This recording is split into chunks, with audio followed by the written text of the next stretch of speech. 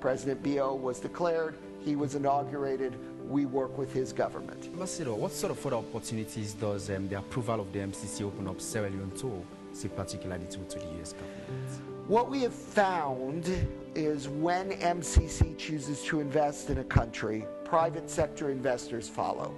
The MCC globally is seen as, let's call it a seal of approval.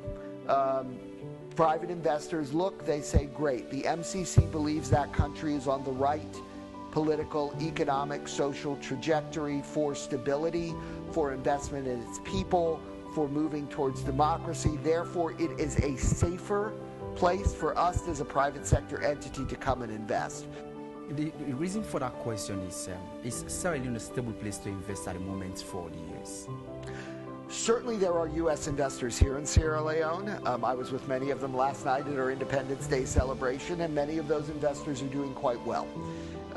The question, I think U.S. investors as a whole are very cautious in Africa.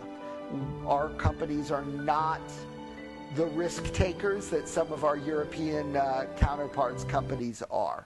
And when I'm talking about Sierra Leone right now to U.S. companies, I talk about it as a potential opportunity for investment, because we do have companies that are making excellent rates of return on their investments here.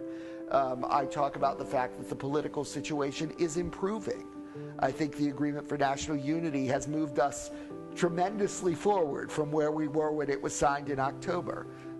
When we talk about the investment climate, we talk about, yes, there are certain areas of problems, but there are also things that the government is doing right. There are also things that are moving in the right direction. The decision to sign on to the arbitral conventions that give external arbitration as an option to resolve business disputes was a monumental change, which has really opened up the possibility for private sector investors who wouldn't have otherwise considered Sierra Leone.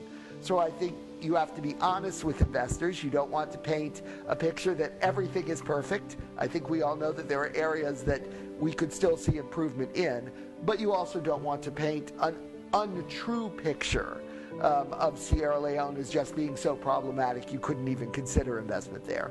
I think Sierra Leone, like most countries, is somewhere well between those two and probably closer to the positive right now, and certainly moving in the positive direction.